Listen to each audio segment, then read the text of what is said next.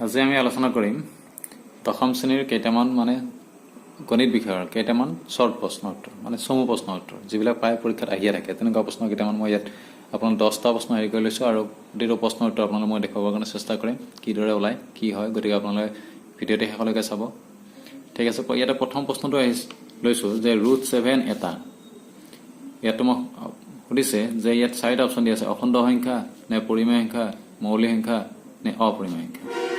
এতিয়া কথা হল যদি কোনো এটা মৌলিক সংখ্যা যেনে আমাৰ হাতটো ইয়াত কি আছে মৌলিক সংখ্যাৰ ওপৰত যদি উত্তৰ থাকে তেনেহলে উক্ত সংখ্যাটো কি হ'ব এটো চিধা অপৰিমেয় সংখ্যা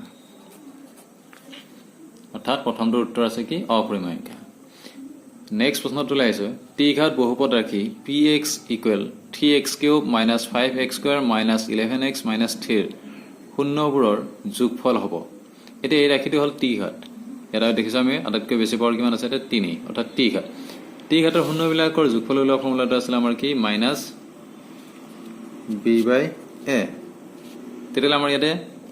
a মানে x³ ৰ লঠা সংখ্যাটো a হৈ আছে আৰু x² ৰ লঠা সংখ্যাটো আছে এটা কি b তেতিয়ালে এই অংকটোৰ ক্ষেত্ৰত আমাৰ কি হ'ব মাইনাস ইয়াত যেটো মাইনাস অৰ্থাৎ ফৰ্মুলা যেটো মাইনাস আছিল সেই মাইনাসটো ইয়াত থাকি যাব আৰু b মানে আমি কিমান পাইছিলো তাতে -5 গতিকে -5 টো ইয়াত আহি গল আৰু a মানে কিমান আছিল আমাৰ x³ ৰ লঠা সংখ্যাটো 3 তেতিয়ালে -5 + এটো 3 অৰ্থাৎ 5 কিমান হৈ গল 3 তেতিয়ালে আমাৰ আনসাৰ চিট ওকে আছে কিমান 5/3 এতিয়া নেক্সট কোৱেশ্চনটো লৈ আছে ইয়াতে দেখুৱা আছে 9x² a - 9tan² a এৰ মান কিমান আছে ইয়াত 4টা অপচন দিয়া আছে এটা যদি আমি চাও অংকটো ইয়াত আমি দেখাইছো 9x² a - 9tan² a ইয়াত 9 আৰু 9 মিলি আছে গতিকে আমি কমন লৈ যদি লৈ লওঁ তেতিয়া এটা হৈ যাব 6 9 টো ওলাই গল 6² a হৈ গল মাইনাস ইয়াৰ পৰা 9 টো ওলাই আহিছিল গতিকে কিমান হৈ যাব 10² a 9 মানে 9 6² / 10² যদি আমি বিয়োগ কৰো ফৰ্মুলা মতে কিমান হ'ব 1 তেতিয়া 9 * 1 হলে 9 অৰ্থাৎ ইয়াৰ আনসাৰ চিট ওকে আছে কোনটো 9 টো নেক্সট আহিল তোমাৰ কৈছে কি যদি এটা বৃত্তৰ কালি আৰু ইয়াৰ পৰিধি সাংখ্যিকভাৱে সমান হয় তেনেহলে বৃত্তটোৰ ব্যাসাৰ্ধ কিমান হ'ব এটা মই যদি ভাবি লওঁ যে বৃত্তটোৰ ব্যাসাৰ্ধ r আছে ধৰি ললো মই বৃত্তটোৰ ব্যাসাৰ্ধ r আছে তেনেহলে আমাৰ কন্ডিশনটো এনেকুৱা হৈ আছে যে বৃত্তৰ কালি অৰ্থাৎ πr² সমান হৈ আছে ইয়াৰ পৰিধিৰ সৈতে সমান তেতিয়ালে বৃত্তৰ পৰিধি ফৰ্মুলা আছিল 2πr এতিয়া অৰ্থাৎ কালি πr² আৰু 2πr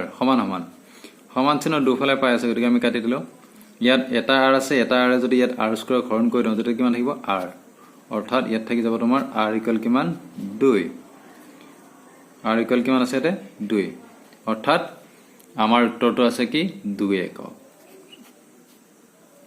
নেক্সট কোৱেশ্চনটো লাইছো নেক্সট 7/4 সমান্তৰাল প্ৰগতিটোৰ 30তম পদটো হ'ব সুধিছিল আপোনাৰ এটা 4টা অপচন দিয়া আছিল এতিয়া আমি যদি চাও প্ৰগতি এটাৰ প্ৰথম হেৰিটো কি বুলি কয় প্ৰথম পদ অৰ্থাৎ এটো a কিমান হৈ আছে আমাৰ 10 দ্বিতীয় পদটোৰ পৰা যদি আমি প্ৰথম পদটো যদি উল্টাকে মাইনাস কৰি দিও ইটোৰ পৰা ইটো যদি মাইনাস কৰি তেতিয়া আমি কি পাম d অৰ্থাৎ d 10 কিমান আছিল 7 -10 আলটিমেটলি -3 এতিয়া আমাক সুধি আছে 30তম পদ মানে কি a 30 = what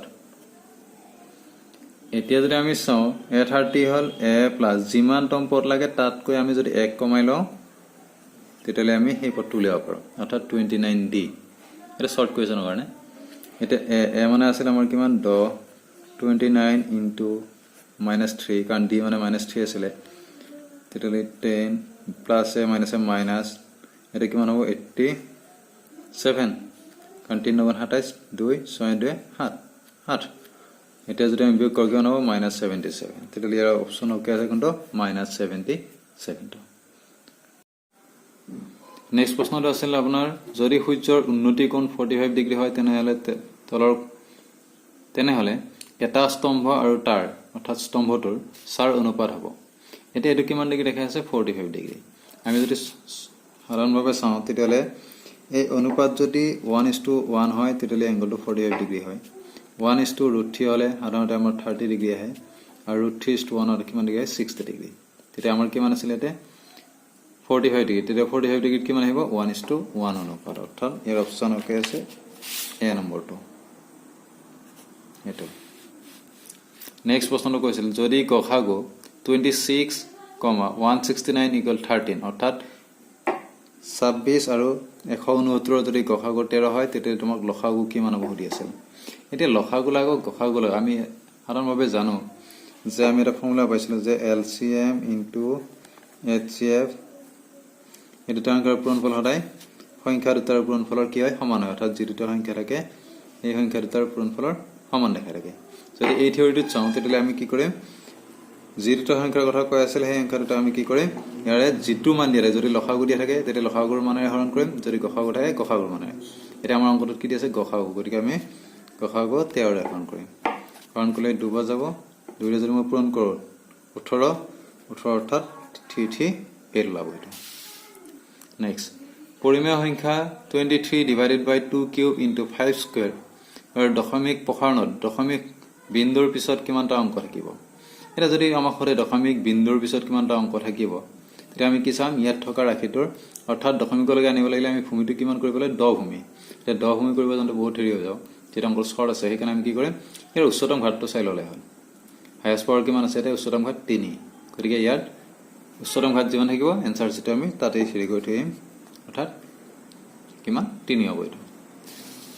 9 নম্বৰ কোৱেশ্চনটো যদি দুটা অখণ্ড সংখ্যা a আৰু b ৰ গসাগু h আৰু লসাগু l হয় তেনলে b ৰ মান হ'ব সংখ্যা দুটা দিয়া আছে মানে a আৰু b আৰু গসাগু দিয়া আছে h আৰু লসাগু হল l তেনলে b ৰ মান কিমান অৰ্থাৎ কিছু মই আগত আমি কৰি আছিল 7 নম্বৰ অংকটো এটো অৰ্থাৎ LCM * HCF * সংখ্যা দুটাৰ পূৰণফল যদি হেতু শৰ্টত চাও তেতিয়ালে b ৰ মান লাগে গতিকে ইয়াৰ ওকে হ'ব কোনটো গসাগু লসাগু ডিভাইডেড বাই এটা সংখ্যা যেটো সংখ্যা দিয়া আছে আমাৰ নেক্সট 13 / 2 কিউব 5 স্কয়াৰ ভগ্নাংশৰ দশমিক ৰূপ হ'ব এতিয়া আমি কৈছো যে দশমিক যিকোনো এটা ভগ্নাংশক দশমিক ৰূপত নিব লাগিলে ইয়াৰ ভূমিটো কিমান হ'ব 10 ভূমি হ'ব লাগে যদি 10 ভূমি হ'ব লাগে তেতিয়া এটা 2 কিউব আছে অৰ্থাৎ 2 3টা আছে 5 কেইটা আছে দুটা তেতিয়া লেটো 5 যদি মই কিউব কৰিবলৈ হৈ যায় তেতিয়ালে কি হৈ যাব এটো